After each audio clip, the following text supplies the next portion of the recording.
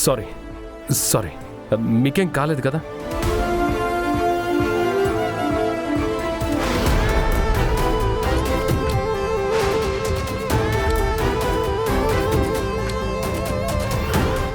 సరస్వతి గారు, మీరా? ఇన్నాళ్ళు ఏమైపోయారు మేడం? అనాథాశ్రమం వదిలి ఎక్కడికి వెళ్ళారు? బాగీ గారిని పసిబిడ్డ తీసుకొని వైజాగ్ వెళ్ళినట్టు చెబితే సార్ ఏమంటారో. మీ గురించి రాజుగారిని అడిగాను, ఆయన తెలీదన్నారు. ఎక్కడికి వెళ్ళారు మేడం? అది సార్, చిన్న పర్సనల్ పనుంటే మా ఊరు వెళ్ళను. అప్పట్లో మీరు నాతో ఏదో చెప్పాలన్నారు కదా మేడం, ఏంటి మేడం అది? మనోహరి గురించి చెప్పాలనుకున్నాను, కానీ మనోహరి చెప్పనివ్వలేదు. నాతో ఏం చెప్పాలనుకున్నారు? అరుంధతి గురించా, లేక తన చావు గురించా? ఆ మనోహరి అరుంధతిని చంపిందని చెప్పాలనుకున్నాను. కానీ మీరు నాతో చెప్పాలనుకున్న ప్రతిసారి ఏదో అవాంతరం వచ్చింది. అది ఎవరో కావాలని కల్పించిన అడ్డంకే కదా మేడం? మీరు చెప్పబోయే నిజం నాకు తెలియకూడదని ఎవరో కావాలని మిమ్మల్ని ఆపారు కదా? అది ఎవరో కాదు, మనోహరే సార్, ఆ రాక్షసి. చివరిసారి మీరు నన్ను కలవాలనుకున్నప్పుడు మీ మీద దాడి కూడా జరిగింది కదా? ఎవరో మిమ్మల్ని చంపాలని చూశారు. ఇంకెవరు? ఆ దెయ్యం మనోహరి. మీ మీద దాడి చేసింది ఎవరు మేడం? మిమ్మల్ని ఆపుతుంది ఎవరు? మిమ్మల్ని చంపాలని కూడా ప్రయత్నించారంటే మీరు నాతో చెప్పాలనుకుంటున్న నిజం అంత పెద్దదా? నేను చెప్పలేక దాచిన ఆ నిజం మీ జీవితాన్ని తలకిందులు చేసింది సార్.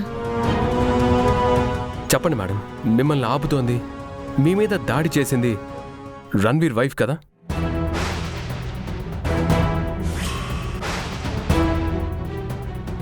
తనెవరో నాకు తెలీదు. మీకు తెలిసిన నిజం నాకు తెలియకూడదు అనుకుంటుంది. మీకు తెలిసిన నిజం నా భార్య చావు అయితే నా భార్యని చంపింది రణ్వీర్ వైఫేనా? చెప్పండి మేడం, రణ్వీర్ వైఫ్ ఎవరు? నా భార్య చావుకి తనకి సంబంధం ఏంటి?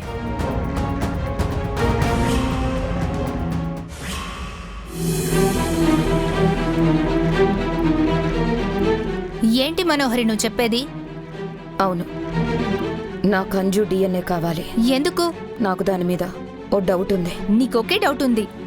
శాంపిల్స్ కావాలని అడిగితే ఆ పిల్ల 100 డౌట్లు అడుగుతుంది. ఏం చెప్పను? ఏదో ఒకటి చెప్పి మేనేజ్ చెయ్యి. నా వల్ల కాదు మనోహరి. ఈ విషయం అమరేంద్ర గారి దాకా వెళ్తే నా ఉద్యోగం మూడుతుంది, నా ఫ్యామిలీ రోడ్డున పడుతుంది. ఏం కాదు, నేను చెప్పినట్టు చెయ్యి.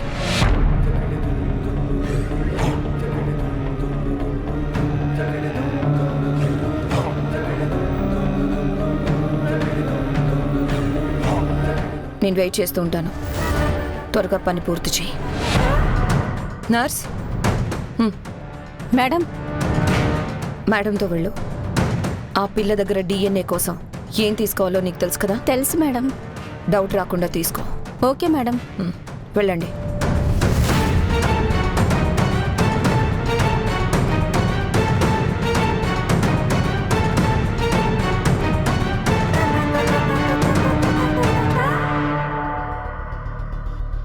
మనోహరి ఏ రకంగా అంజు గురించి తెలుసుకుంటుంది మిస్సమ్మా? అంజు డిఎన్ఏ తీసుకోవడం ద్వారా. ఓ, మనోహరి అంత ధైర్యం చేస్తుందా? తెగించి ఏమైనా చేస్తుంది. అంజుకి ఇక మీదైనా ఆ మనోహరితో జాగ్రత్తగా ఉండమని చెప్పాలి. సరే, స్కూల్ నుంచి రాగానే చెబుదాం మిస్సమ్మా.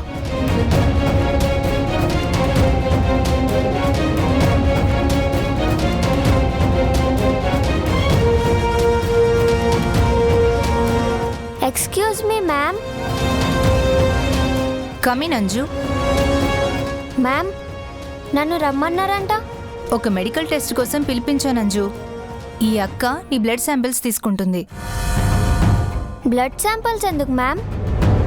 మెడికల్ టెస్ట్ ఏంటి? అది ఎగ్జామ్స్ దగ్గరకు వచ్చాయి కదా, నువ్వు హెల్దీగా ఉన్నావో లేదో అని చిన్న టెస్ట్ అంతే. ఈ టెస్ట్ నాకు మాత్రమేనా? లేదంజు, స్కూల్లో ఉన్న అందరి పిల్లలకి. మరి అందరినీ పిలవలేదే? అది 1 by 1 పిలుస్తున్నాం.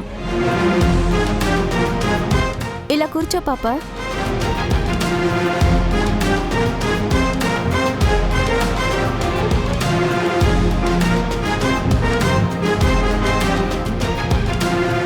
మ్యామ్, ఈ విషయం మా డాడ్తో చెప్పారా? ఈ చిన్న విషయం మీ డాడీతో ఎందుకు అంజు?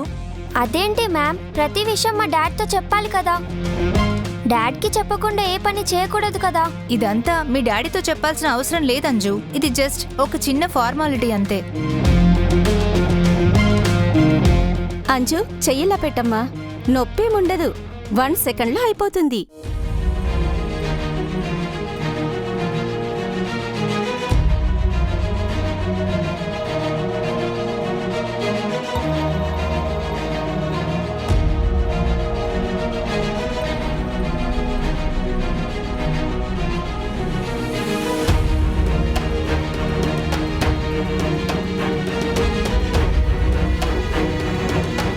అంతే, అయిపోయింది.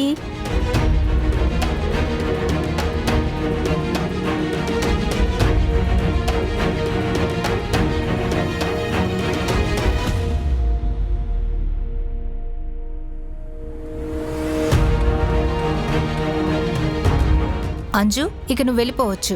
ఓకే మ్యామ్, నేను వెళ్ళి మిగతా పిల్లల్ని రమ్మంటాను. వద్దంజు, నేను పిలుస్తాలే, నువ్వెళ్ళు.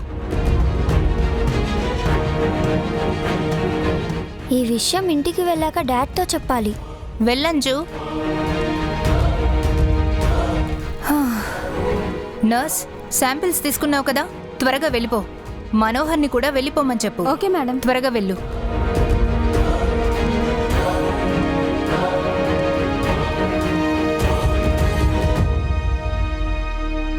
మేడం, శాంపుల్స్ తీసుకున్నావా? తీసుకున్నాను మేడం.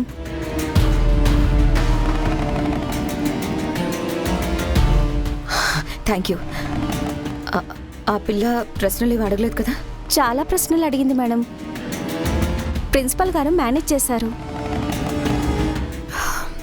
సరే, నువ్వు వెళ్ళు. Okay madam.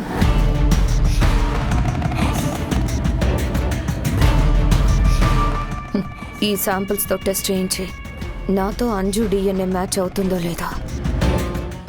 లేదో చూస్తాను.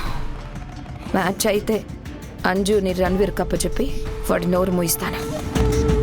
ఇక అమర్ నన్ను కనిపెట్టలేడు. నా వెంట పడుతున్న బాగిని పరిగెత్తిస్తాను.